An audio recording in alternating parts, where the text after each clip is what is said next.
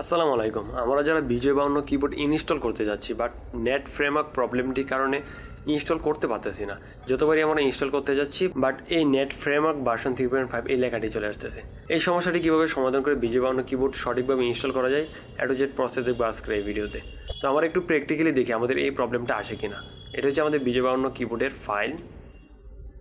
যখনই আমরা বিজয় বায়ান্ন কিবোর্ডটি ইনস্টল করতে যাচ্ছি ডাবল ক্লিক করতেছি বাট আমাদের নেট ফ্রেমওয়ার্ক 3.5 এই লেখাটি চলে আসতেছে। তো আমরা এটাকে নো করে দেই।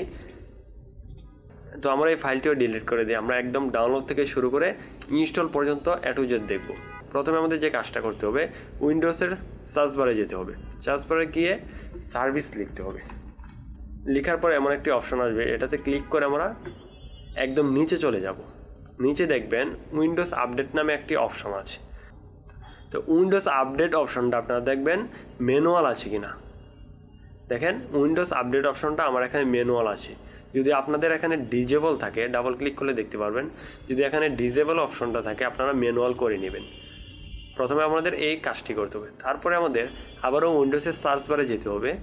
যাওয়ার পর এখানে আমরা লিখব কন্ট্রোল প্যানেল। কন্ট্রোল প্যানেল সরাসরি আমরা ক্লিক করব। আমরা সরাসরি প্রোগ্রামে চলে যাব। প্রোগ্রামে আসার পর এখানে দেখতে পাচ্ছেন turn Windows features on of, এটার উপর আমরা ক্লিক করব। তো ক্লিক করার পর আমাদের আবারও একটি অপশন শো হবে। এখানে দেখতে পারবেন নেট ফ্রেমওয়ার্ক 3.5 অপশনটি আমাদের ক্লিক করেনি, ইনেবল করেনি। তো আমরা এটাকে এখানে ক্লিক করে ইনেবল করব। ইনেবল করার পর আমরা ওকেতে ক্লিক করব। দেন আমাদের সার্চিং ফর রিকোয়ার্ড ফাইল, এটা আমাদের সার্চিং হতে চায়। তারপর আমরা let's Windows update download the file for you, এটাতে ক্লিক করব। এটাতে ক্লিক করার পর আমাদের একটি ফাইল ডাউনলোড হবে। তো ফাইলটি ডাউনলোড হওয়া পর্যন্ত আমরা অপেক্ষা করব।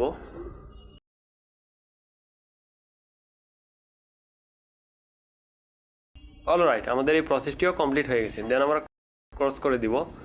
ওকে, আমাদের কাজ কমপ্লিট। দেন আমরা সরাসরি যে কোনো একটি ব্রাউজার ওপেন করে নিব বিজয় বায়ান্ন কিবোর্ডটি ডাউনলোড করার জন্য। আপনারা বিজয় বায়ান্ন লিখে সার্চ করবেন। সার্চ করার পর প্রথমে আমাদের যে রেজাল্টটি আসবে সেটার উপরে ক্লিক করব। ক্লিক করার পর দেন আমরা ফ্রি ডাউনলোড এখানে ক্লিক করব।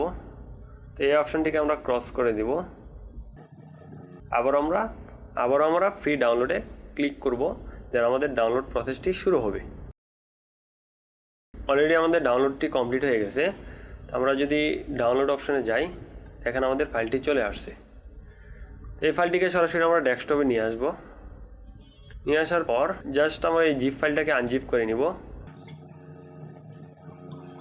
আনজিপ করার পর এই ফাইলটিকে আমরা ওপেন করে দেন আমরা অ্যাপ্লিকেশনটাকে ইনস্টল করব। ইনস্টল করার জন্য আমরা এইটাতে আমরা ডাবল ক্লিক করব।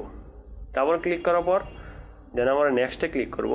নেক্সটে ক্লিক করার পর এটাকে সিলেক্ট রেখে আমরা নেক্সটে ক্লিক করব।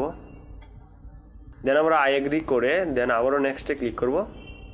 আবারও নেক্সটে ক্লিক করব। দেন আমাদের ইনস্টল প্রসেস শুরু হবে। দেখেন এখন কিন্তু আর আমাদের নেট ফ্রেমওয়ার্ক যে প্রবলেমটি সেই প্রবলেমটি চাইনি। এখন আমরা ইজিলি ইনস্টল করতে পারছি। অলরেডি আমাদের ফাইলটি ইনস্টল হয়ে গেছে। এখন আমরা ইনস্টল হয়েছে কিনা সেটা কীভাবে বুঝবো, দেখেন আমরা যদি এখানে দেখি বিজয় বায়ান্ন, অলরেডি বিজয় বায়ান্ন চলে আসছে। দেন আমরা ক্লিক করে ওপেন করব। দেখেন আমাদের অ্যাক্টিভেশন কোড চাইতেছে। তো অ্যাক্টিভেশন কোডটা আমরা কোথায় থেকে দেবো, ফাইলের ভিতরে অ্যাক্টিভেশন কোডটা আছে। দেখেন কি টেক্সট, এটাকে ওপেন করব। ওপেন করার পর একটু নিচে আসবেন। নিচে আসলে দেখবেন এখানে অ্যাক্টিভেশন কি কোডটা দেওয়া আছে। এখানে যেভাবে দেওয়া আছে আমরা সেমভাবে এখানে তুলে দিব। যেমন এই চারটা অক্ষর, এই চারটা এইটার ভিতরে দিতে হবে, এই চারটা এইটার ভিতরে দিতে হবে। তো আমরা দিয়ে নিই।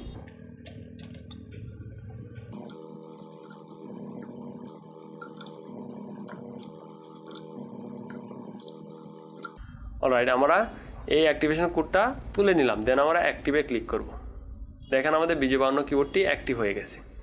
অ্যাক্টিভ হওয়ার পর আমাদের এই পপ আপ বারটি চলে আসবে। এখান থেকে আমরা ইউনিকোড এবং বিজয় ক্লাসিক এটি সিলেক্ট করতে পারবো। তো আমরা একটু টাইপ করে দেখি আসলে টাইপ করা যায় কিনা। তো আমরা MS ওয়ার্ডটিকে ওপেন করে নিব। ওপেন করার পর তো আমরা একটি ফন্ট সিলেক্ট করে দিব সুতনি MG। এই ফন্টটিকে সিলেক্ট করে দেন আমরা এইখান থেকে বিজয় ক্লাসিক সিলেক্ট করব। ক্লাসিক সিলেক্ট করার পর এখানে আমরা টাইপ করব।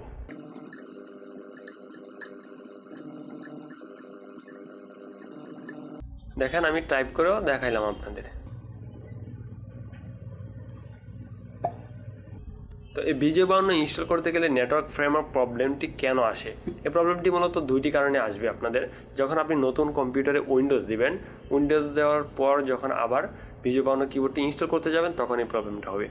যারা নতুন ল্যাপটপ কিনে আনার পর বিজয় ইনস্টল করতে যায় তখন এই প্রবলেমটা বেশিরভাগ ফেস করতে হয়।